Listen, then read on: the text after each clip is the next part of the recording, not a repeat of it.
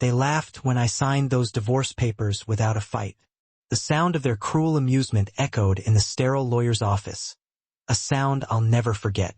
My soon-to-be ex-husband, Daniel, and his ambitious mistress, Ashley, were certain they had one. They thought I was nothing more than a broke, naive chemistry teacher, utterly desperate to cling to the last shred of my marriage. They believed my quick compliance stemmed from fear and financial inadequacy. What they didn't know, however, was the real depth of the game I had been playing. They didn't know that my father, Samuel Westbrook, doesn't just own half the pharmaceutical industry. He is the industry. He controls nearly 40% of global medicine production and commands a fortune measured in hundreds of billions. And for 6 years, I had successfully maintained the illusion of being poor. Now the game was over.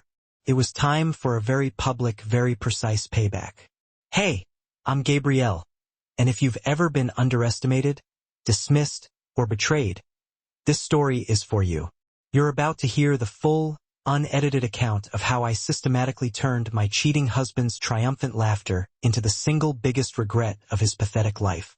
Before we dive into the details, and trust me, you won't want to miss the gala night. If you are here for stories where karma doesn't just knock but kicks the door down, smash that like button right now and subscribe. Hit the notification bell. You absolutely won't want to miss what happens next. Let me take you back to where this meticulously planned destruction all started. 6 years ago, I was a 26-year-old high school chemistry teacher. I loved my students and the gritty, rewarding routine of a public school in Chicago. I met Daniel at a friend's crowded birthday party. He was instantly captivating, charming, highly motivated, working the demanding hours required to climb the corporate finance ladder. We shared fast connections, late nights talking about our futures, and what I genuinely believed was love. He proposed after only 8 months, and I said yes immediately. I wanted that real-life, hard-earned partnership so desperately. I wanted to believe in the us he sold me. But here is the foundational truth Daniel never knew. My last name isn't truly Monroe. Well, it is on my professional teaching license. It's my mother's maiden name. My birthright name is Westbrook. My father is Samuel Westbrook. Yes, that Westbrook. The visionary who built the Westbrook pharmaceutical empire from scratch, transforming it into a global behemoth that dictates market prices and invests in curing diseases worldwide. My father is conservatively worth $180 billion, placing him among the elite group of the wealthiest black men on the planet. And I never told Daniel a single word of this. You might wonder why anyone would hide such a spectacular inheritance. The answer is simple and profoundly complicated. I had spent my entire college life watching people warp the moment they learned my father's name. Suddenly, I ceased being Gabrielle, the intelligent, slightly nerdy chemistry student. I became a $sign, a VIP pass, a ticket to the executive suite. Friends requested small business favors. Boyfriends demanded access to board meetings. No one saw me. They only saw the reflection of his fortune. So, before starting graduate school, I made a unilateral decision. I told my father I wanted to experience life as a normal person, a civilian. I would use Mom's name professionally and build a life completely independent of the Westbrook shadow. He, being the extraordinary man he is, understood immediately. He pulled me entirely out of the public eye. No media appearances, no company photos, nothing that could trace me back to him. For almost a decade, I was just Gabrielle, a teacher who lived for the explosive color changes in titration experiments and the light bulb moments of her students. When I married Daniel, I wanted him to love me, the teacher, the woman, not the walking trust fund. I wanted something authentic. So, I maintained my teaching job, stuck rigidly to a modest budget, and kept the secret locked down tighter than a pharmaceutical vault. We lived in a small, 2-bedroom apartment near Lincoln Park. We scrutinized bank statements and lived off my teacher's salary combined with his relatively decent finance job income. Daniel, however, always complained. Always. He'd make endless, subtle digs about our inability to afford proper holidays or the right sort of watch. I would simply nod and agree, playing the part of the financially stretched wife. Over time, his discontent curdled into disdain. Daniel started working late more often. He became distant, critical, and perpetually dissatisfied. He began making snide comments about my lack of ambition, referring to my teaching job as cute but utterly unimpressive. Worse, he'd constantly compare me unfavorably to his colleagues, specifically mentioning a woman named Ashley, who worked in the high-stakes, lucrative world of luxury real estate. At first, I told myself it was stress. Then I found the evidence. Receipts for absurdly expensive Michelin-starred restaurants I'd never visited. Hotel charges in downtown financial districts on nights he supposedly slept at his desk. When I finally saw Ashley's full name listed on a confirmation for a romantic weekend dinner reservation, something inside me didn't just crack. It shattered into calculated pieces. I confronted him on a Tuesday night. I will never forget the look he gave me. It wasn't the look of a caught man, no guilt, no shame. It was worse. It was pure, unadulterated indifference.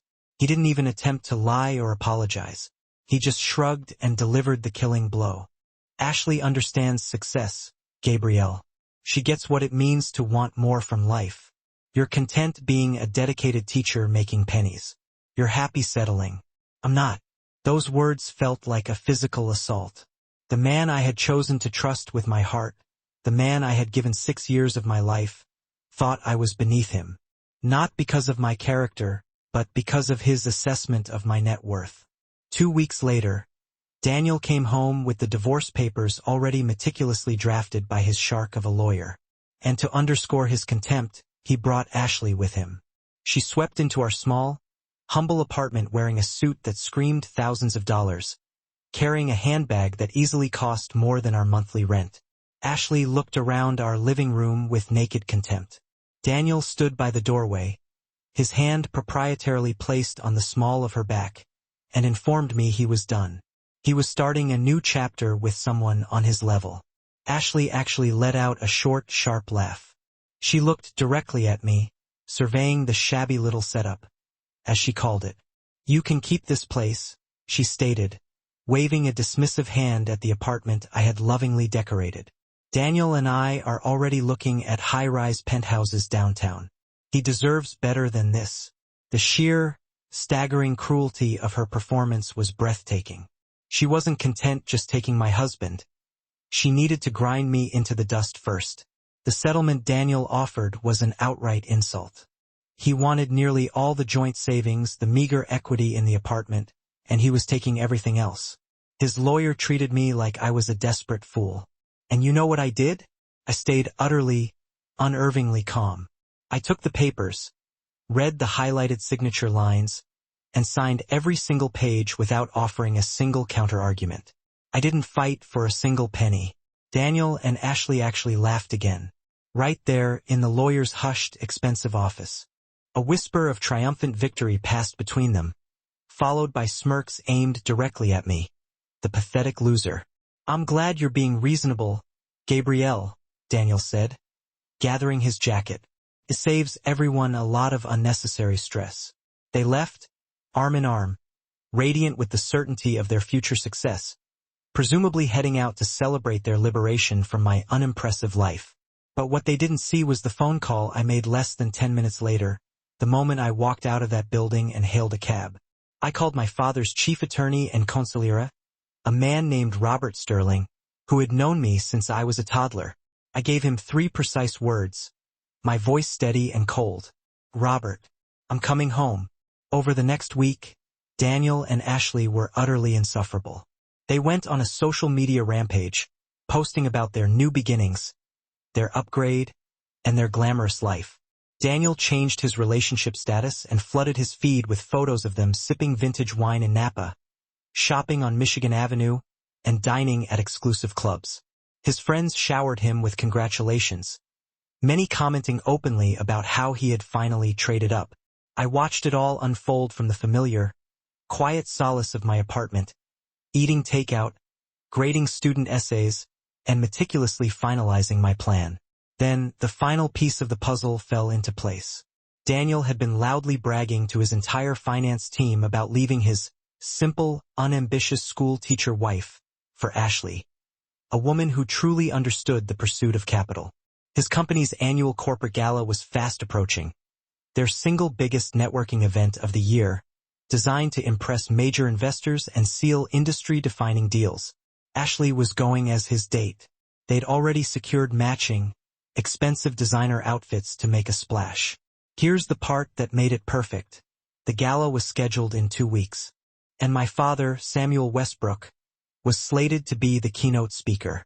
He was there to announce Westbrook Pharmaceuticals' massive global expansion plans and, more importantly, discuss his legacy planning for the next generation. It was guaranteed to be the industry event of the decade, and Samuel Westbrook never did public appearances without seismic consequences. I called my father that night. "Dad," I said, my voice resonating with a certainty he hadn't heard in years. "I think it's finally time everyone met your daughter." The night of the gala arrived exactly 3 weeks after I had signed the divorce papers. I had already moved out of our apartment and into a luxurious suite at the Four Seasons while my father's team discreetly prepared my new residence. That evening, I stood in front of the mirror in the dressing room. Professional stylists, flown in specifically for the occasion, had transformed me. My natural hair was swept into elegant, sculptural locks, emphasizing my neck. I wore a custom-tailored, midnight blue velvet gown that likely cost more than Daniel's total assets, and diamond earrings that were a family heirloom, catching the light like liquid fire. I looked like money, not new money, but the kind of deep, generational wealth that doesn't need to shout to be heard. My father picked me up personally. The moment we stepped onto the carpeted entrance, cameras erupted in blinding flashes. Reporters swarmed, calling out Samuel Westbrook's name, hungry for a comment. I stayed perfectly composed at his side, feeling the immediate weight of hundreds of eyes wondering who the striking woman accompanying the Titan was. We walked into the grand ballroom. It was everything you'd expect, crystal chandeliers reflecting off mirrored surfaces, a river of vintage champagne, Chicago's absolute elite mingling in their finest couture. And there, halfway across the vast room, I saw them. Daniel, stuffed into a rented tuxedo that looked just slightly too tight across the shoulders. Ashley, in a sequin dress that was expensive, yet somehow managed to look like it was trying far too hard. They were laughing with a small group, Daniel clearly working the room, aggressively trying to network and elevate his standing. He hadn't seen me yet. I moved through the crowd with my father, a silent, powerful satellite. People approached us constantly, titans of industry, major pharmaceutical investors, senior executives. The moment they realized I was Samuel Westbrook's daughter, their demeanor shifted to immediate, profound reverence. They asked about my education, my upcoming role, my vision for the company's future. I was gracious, perfectly poised, exactly the woman I had been raised to be before I chose to hide myself away. That's when Daniel saw me. I watched his eyes scan the room, skipping past the crowds of nobodies, until they landed on me standing next to the CEO of a major competitor firm. His face cycled through confusion, then dawning recognition, then absolute physical shock, followed by complete bewilderment. He actually performed a textbook double take. Ashley noticed him staring and followed his gaze, her face twisting in confusion as she struggled to place the impossibly elegant woman captivating the attention of the city's most important men.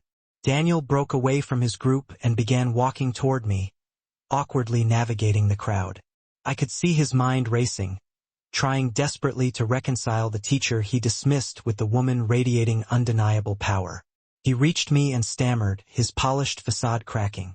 "Gabrielle? What in the world are you doing here?" I granted him a thin, utterly polite smile, the kind you reserve for an old acquaintance whose name you can barely recall. "Daniel, Ashley, how surprisingly nice to see you both here." Then, I turned back to the executive I had been speaking with, drawing him into the moment. "Gentlemen, if you'll excuse the interruption, this is my ex-husband, Daniel. We just finalized our divorce a few weeks ago." The executive's expressions instantly hardened. They knew precisely who my father was, which meant they laughed when I signed those divorce papers without a fight. My ex-husband, Daniel, and his ambitious little mistress, Ashley, genuinely believed I was a pathetic, broke public school teacher, terrified of being left behind. They saw me as desperate to cling to Daniel's meager corporate salary. What they utterly failed to grasp was that my father doesn't just own half of the pharmaceutical industry. He is Samuel Westbrook, the man who controls global medicine production. And I hadn't been playing poor. I had been playing a role, the biggest role of my life, for the entirety of our 6-year marriage. Now, the curtains were rising on the final, spectacular act. Payback was an understatement. This was a strategic dismantling. Hey, I'm Gabrielle, and you are about to witness the moment I turned my cheating husband's careless laughter into the single biggest, most financially devastating mistake of his career and his life. Before we get into the delicious details of ultimate karma, if you appreciate stories where justice is served piping hot and absolutely unforgettable, please smash that like button and hit subscribe. You absolutely need to stick around for the climax of this tale. Let me take you back 6 years to where this entire experiment began. I was a 26-year-old high school chemistry teacher, finding genuine fulfillment in my work at a decent public school on the south side of Chicago. I met Daniel at a mutual friend's slightly chaotic birthday party. He was instantly captivating, charming, highly polished, and laser-focused on climbing the ladder in corporate finance downtown. We connected fast. Looking back, I realized I wanted to believe we fell deeply in love. 8 months later, he proposed in a setting that felt right, if slightly conventional, and I accepted without a second thought. I was so dedicated to the fairy tale we were building. But here is the foundational truth Daniel never knew. My last name is not really Monroe. It's the name I professionally adopted, my mother's maiden name. My father is Samuel Westbrook. Yes, that Westbrook. The visionary who didn't just build Westbrook Pharmaceutical. He forged an empire from literally nothing and now commands nearly 40% of the worldwide supply of essential medicines. My father is not just rich. He is valued at an estimated $180 billion. Positioning him as one of the world's most powerful and discreetly wealthy black men. And I kept every single detail of this magnitude hidden from Daniel. Why? Why would anyone voluntarily live under the radar when they could instantly command the world? The reasoning is both painfully simple and deeply complex.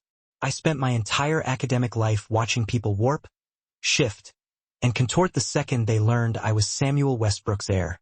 I ceased being Gabrielle. I became an opportunity, a transactional key, a floating dollar sign. Friends sought funding for hopeless ventures. Men saw me purely as access to the next level. No one, absolutely no one, saw me. Before starting graduate school, I made a unilateral decision. I told my father I needed to live normally, to earn my own space in the world, using mom's name to establish a professional life that was truly mine. He, understanding the isolation wealth brings, protected me fiercely. He scrubbed me from company press, shielded me from the media gaze, and ensured I remained virtually invisible to the public eye. For almost 10 years, I was simply Gabrielle, the passionate chemistry teacher devoted to periodic tables and inspiring her students. When I married Daniel, I desperately wanted his love to be pure, untainted by the possibility of limitless wealth. I craved something genuine. I maintained my teaching schedule, kept the modest apartment, and budgeted meticulously, living strictly on my teacher's income combined with his salary from corporate finance. Daniel, perpetually fixated on status, constantly lamented our financial situation. He constantly made snide remarks about things we couldn't afford. I mastered the art of playing along, nodding sagely, reinforcing the image of the financially stretched spouse. The shift was agonizingly gradual. Daniel's late nights grew suspicious. He became emotionally distant, then actively critical. He started chipping away at my self-esteem, calling my teaching career quaint or cute, but totally lacking ambition. He began the inevitable comparisons, always referencing colleagues, specifically a sleek, overly manicured woman named Ashley who dealt in high-end luxury real estate. I initially dismissed it as stress, but then the evidence became impossible to ignore. Receipts for Michelin-starred restaurants I'd never visited, luxury hotel charges on nights he claimed to be working mandatory overtime. When I finally found an email confirmation for a dinner reservation under her name, something inside my carefully constructed shell shattered. I confronted him on a cold Tuesday night. His reaction was worse than I could have imagined. There was no shame, No guilt, only an icy, detached indifference. He didn't even bother with a flimsy lie. He just shrugged, adjusting his tie, and delivered the killing blow. Ashley understands success, Gabrielle. She truly grasps what it means to aspire to more. You're perfectly content making teachers pennies. I'm not built for mediocrity. Those words weren't verbal. They were a physical violation. The man I had pledged my future to, the one I had risked revealing my real self for, thought I was fundamentally beneath him. Not because of my character, but because of the perceived emptiness of my bank account. 2 weeks later, Daniel arrived home, not alone, but with the signed, pre-drafted divorce papers. Ashley was right there, the perfect symbol of his upgrade. She swept into my small apartment wearing a tailored dress and carrying a handbag that easily exceeded our 6 months of budgeted rent, looking down at me with patent, condescending contempt. Daniel, his hand proprietary on her lower back, announced he was moving forward with someone on his level. Ashley didn't just stand by. She performed. She surveyed the modest living room and actually sneered, "You can certainly keep this place. Daniel and I are already looking at high-rise penthouses downtown. He deserves so much better than this shabby little setup." Her goal was not separation. It was total annihilation of my dignity. The settlement offered was ludicrously meager, a humiliating gesture designed to underscore my supposed financial desperation. Daniel and his aggressive lawyer treated me like an idiot who needed to be grateful for scraps. And I played the part beautifully. I remained unervingly serene. I signed every single page, every clause, without raising a single objection or demanding a single extra dollar. Daniel and Ashley burst out laughing. It wasn't a gentle chuckle. It was loud, smug, conquering laughter. Right there in the sterile environment of the lawyer's office. Ashley leaned in and whispered something to Daniel, and they both smirked at me like I was the most pathetic casualty they had ever witnessed. Daniel condescended, "I'm genuinely pleased you're being so reasonable, Gabrielle. It's truly better for everyone this way." They exited the office, linked arm in arm, undoubtedly off to toast their supposed victory. But the victorious couple missed the single most critical action I took that day.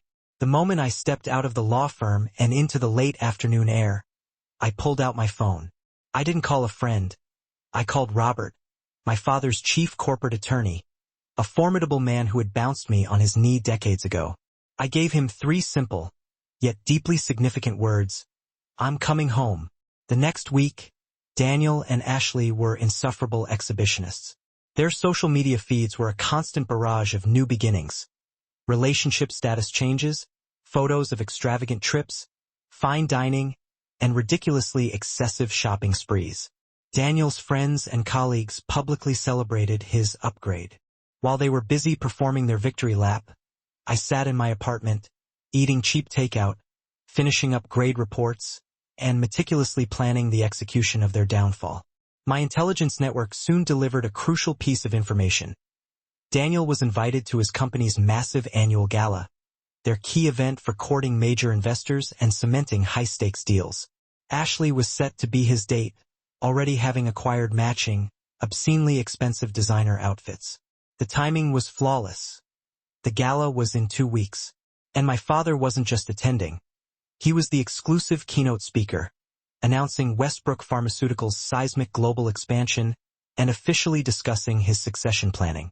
This was slated to be the biggest industry event of the fiscal year.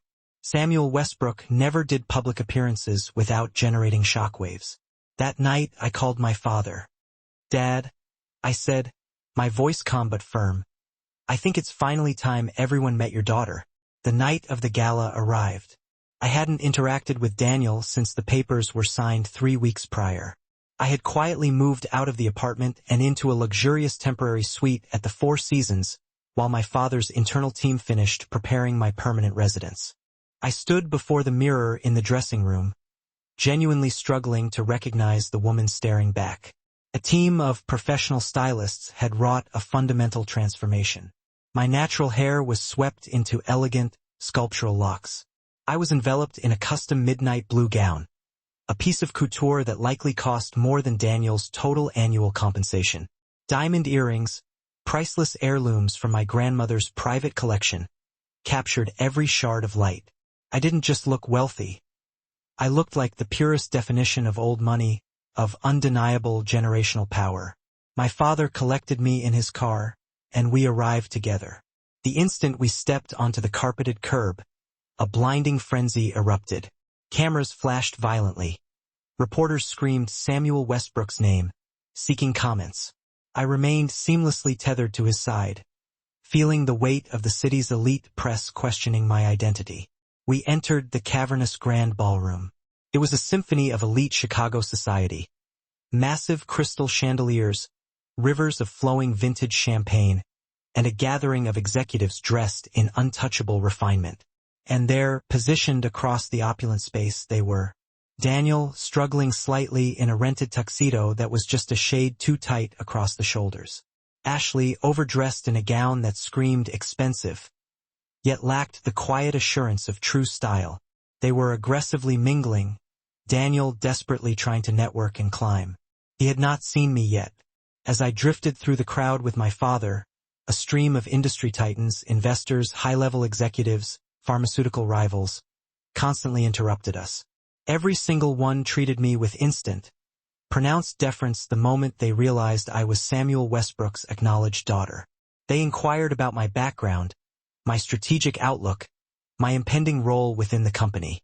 I was gracious, perfectly poised, embodying the legacy I had hidden for so long.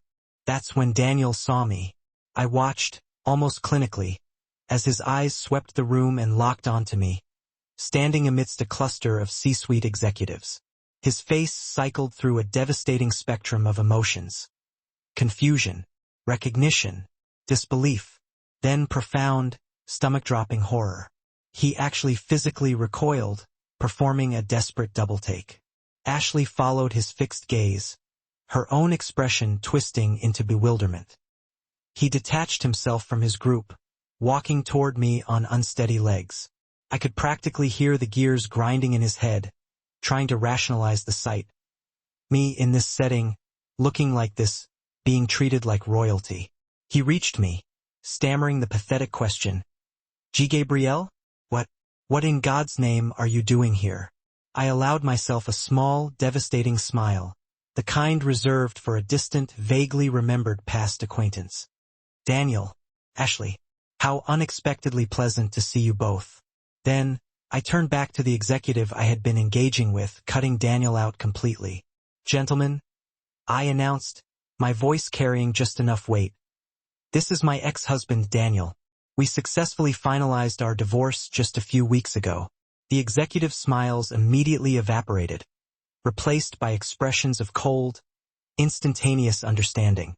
They knew Samuel Westbrook. They knew the scale of his wealth. They now knew who Daniel had discarded. One murmured a stiff, dismissive greeting to Daniel before finding a sudden, urgent need to excuse himself. Daniel's face was chalk white. He opened his mouth to formulate some desperate plea, but the grand ballroom lights dramatically dimmed. My father took the stage, commanding immediate, absolute silence. His presence alone filled the room. He launched into his keynote, discussing global innovation and the future trajectory of medicine. The entire Chicago business elite hung on his every syllable. Then he shifted the topic entirely. He began discussing legacy, the importance of succession, and building a multi-generational structure. "Many of you," my father stated, his voice resonating powerfully, "have pressed me regarding my succession planning. You've questioned who will assume the mantle and guide Westbrook Pharmaceutical into its next era. Tonight, I am exceptionally proud to announce that my daughter will be immediately joining our board of directors, taking an active, decisive role in shaping the future of this company." A massive screen behind him illuminated. My photograph appeared, coupled with the name that now defined me, Gabrielle Westbrook. I didn't need to look at Daniel. I could feel the seismic shift in the ballroom's energy, the silent collective intake of breath. Dozens of people simultaneously connected the dots. Samuel Westbrook's heir, the woman who had just nonchalantly identified her ex-husband. The calculation was simple, and it was professionally, socially, and financially devastating.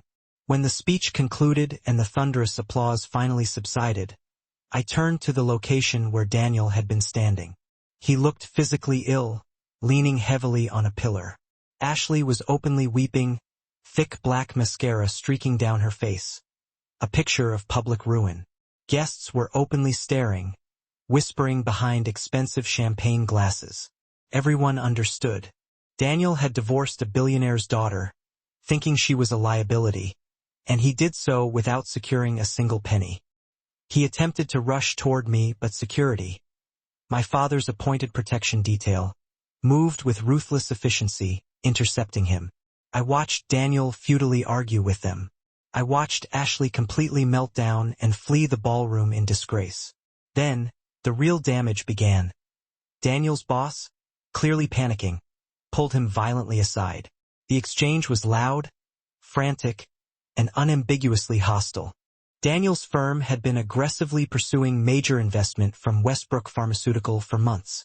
That prospective deal had just detonated in front of the entire industry. The fallout was merciless and immediate. Daniel was dismissed from his job within 48 hours.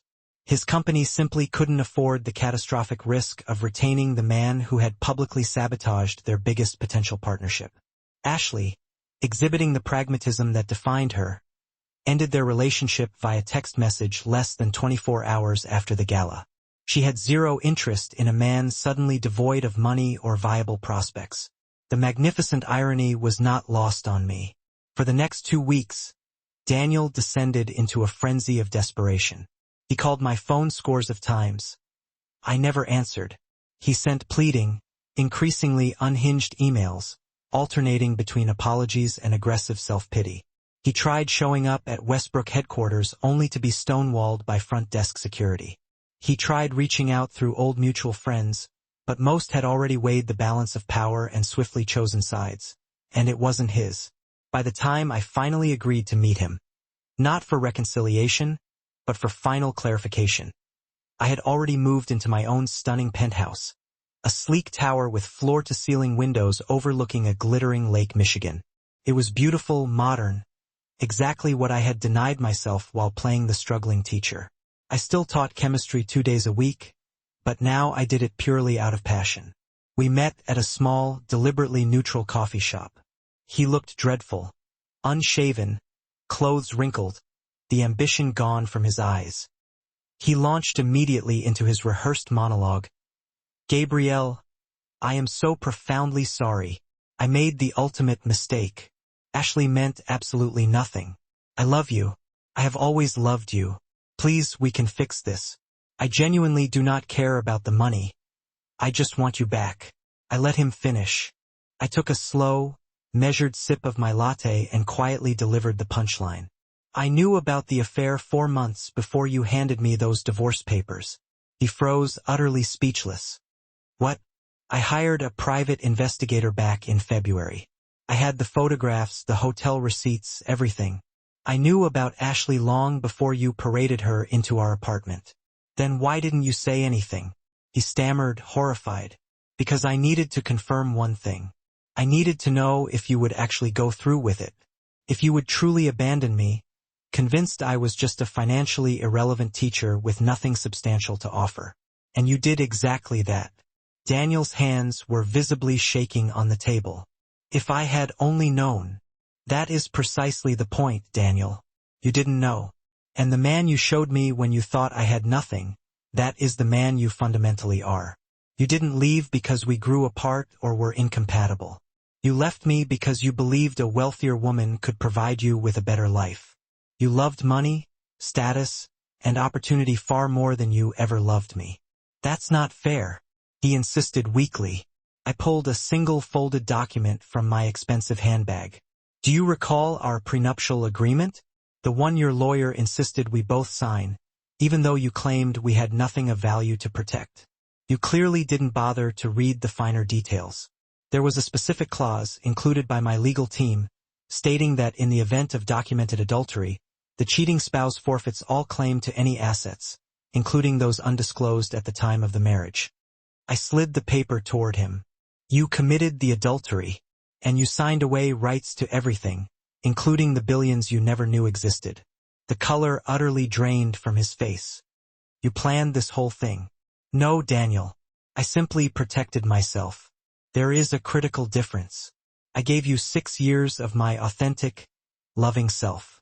And the instant you thought you'd found someone better, someone richer, you threw me away like cheap trash. So yes, I let you go. I let you show me exactly who you were. And now you have to live with that definitive truth. He grabbed desperately for my hand. Please, I made a mistake. Don't I deserve a second chance? I looked down at him, truly seeing him for the last time, and felt nothing but profound, distant pity. You know what I'm doing with some of my resources, Daniel? I'm establishing a foundation, $500 million dedicated to funding scholarships for underprivileged public school teachers, the dedicated professionals who devote their lives to education despite the minimal pay, despite being routinely undervalued. I'm naming it after my mother. I met his eye. I am doing exactly what you said I'd never do. Something meaningful with my life, something you completely lacked the vision to appreciate the value in. I walked out of that coffee shop and have not looked back since. That was 12 months ago. Today I serve on 3 corporate boards. I also still teach chemistry twice a week at my former high school, because those students still matter deeply to me because education matters. I am, coincidentally, dating someone new. His name is Christopher, and he's a literature teacher at a nearby school. We met at an educational conference. He knew me only as Gabrielle Monroe, the enthusiastic chemistry teacher, and he fell in love with that woman. When I finally revealed the magnitude of my family legacy, he just laughed heartily and said, "That's certainly a lot, but it doesn't change a single thing about how I feel about you." That finally was when I knew I had found something real. Daniel now holds a mid-level position at a significantly smaller, non-public firm. His reputation in the high-stakes Chicago finance world remains terminally damaged. Ashley married some bland investment banker she successfully snagged 3 months after dumping Daniel.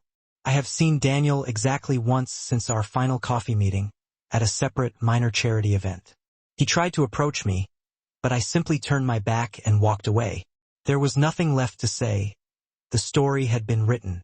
My father often tells me he is incredibly proud of the woman I became, proud that I defended myself with such strategic brilliance, and proud that I am finally living openly.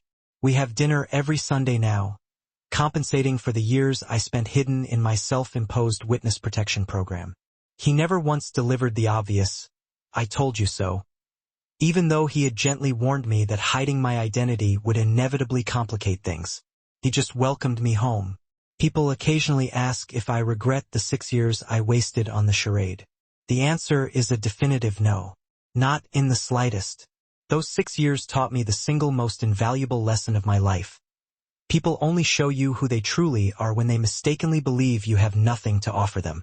Daniel's mask didn't just slip off. It dissolved completely. And as painful as that discovery was, I am eternally grateful I saw the unvarnished truth.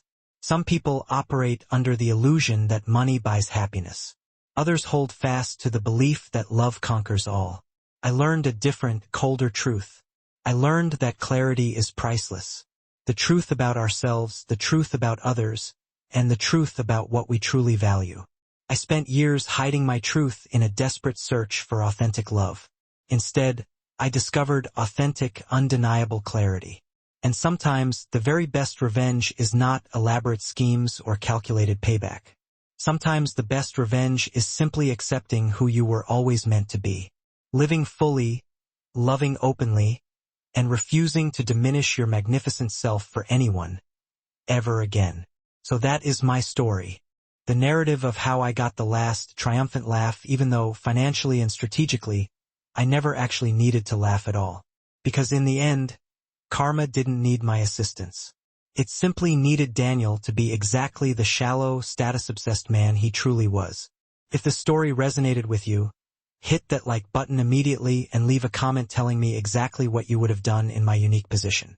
Would you have revealed the truth sooner? Later? Never? I genuinely want to hear your thoughts. And please don't forget to subscribe and activate notifications because I upload genuine stories about justice, karma, and life's wild, unexpected twists 3 times every week. Next time, you will not believe what transpired when a woman uncovered her mother-in-law's secret network of offshore accounts. Trust me, that story is absolutely explosive. Remember this, karma never forgets an address. And the truth, the immutable truth, always, eventually, finds the light. See you in the next one.